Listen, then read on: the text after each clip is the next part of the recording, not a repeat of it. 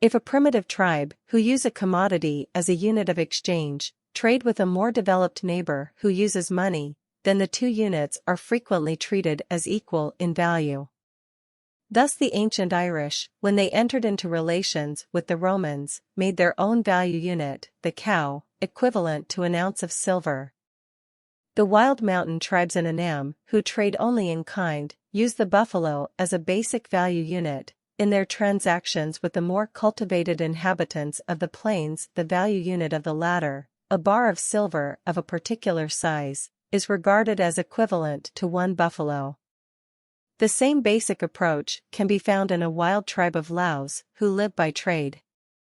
Their unit of value is the iron hoe, but they also produce gold, which they sell to neighboring tribes, and which is the only object they weigh.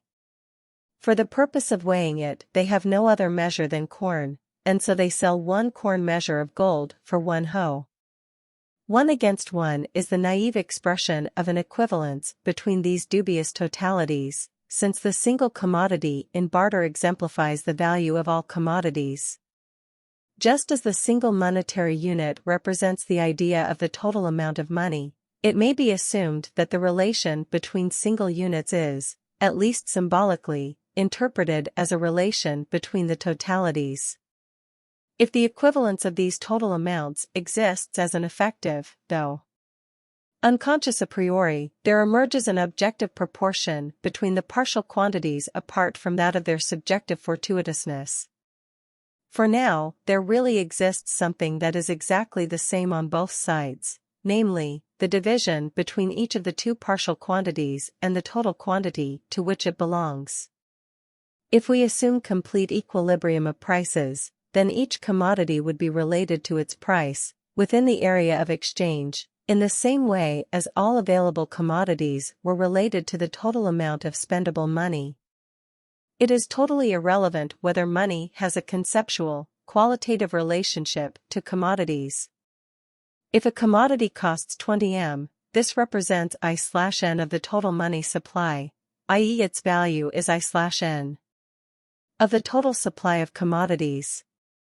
By this means, 20 m are able to measure the value of the commodities even though they are generically completely different from them. We have to keep in mind, however, that the assumption of a simple relationship between all commodities and all money is only a preliminary, crude, and schematic step. If a single commodity had to be directly equated with a money value, it would be reasonable to insist that the commodity and its measure must have some quality in common. But for the purposes of exchange and valuation, it is only necessary to determine the relation of different, or all, commodities to each other, that is, result of the division of the single commodity by all the others, and to equate this with the corresponding fraction of the available supply of money. This requires only that there shall be a numerically determinable quantity.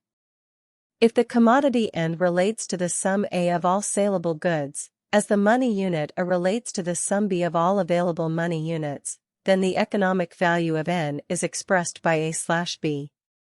The matter is not usually perceived in this way because A as well as B are taken for granted. Their changes are not easily observed and we are not conscious of their function as denominators. We are exclusively interested in the numerators N and F for each individual case. Thus, the idea could emerge that N and A correspond to each other in some absolute and direct way, and if this were so they would indeed have to have some identical quality. If that general element upon which the relationship is based were forgotten, if it operated only practically but not consciously, then it would reveal a profound characteristic of human nature. The limited receptiveness of human consciousness and the economical and expedient manner of its use means that only a small number of the innumerable qualities and aspects of an object that interests us are taken into consideration. It is enough for the different viewpoints that determine the selection and ordering of the factors that attract our attention that the latter can be arranged as a systematic series. This series begins with a succession of phenomena in which only what is common to all is taken into account, only the basis that all the phenomena share is considered. At the other end of the scale, only the distinctive features of each phenomenon, the absolute individuality, enter our consciousness, while the general and fundamental elements remain unconscious. Between these two extremes, there exists at various levels those points or aspects of the total phenomenon upon which the greatest attention is focused. In general, it may be said that theoretical interests direct awareness more to generalities, practical interests more to the specific features of things. For the thinker who is interested in metaphysics, the individual differences between things are often regarded as inessential, and he is concerned with such general conceptions as being and becoming which are common to all things. Practical life, on the other hand, requires us to be attentive to the differences, peculiarities, and nuances of people and circumstances with which we are concerned, while the general human qualities and the basis that is common to all the problematic conditions seem obvious and not in need of special attention. Indeed, even such attention can only clarify them with great difficulty. For instance, the relations between members of a family develop on the basis of experience of those personal qualities by which each member is distinguished from any other.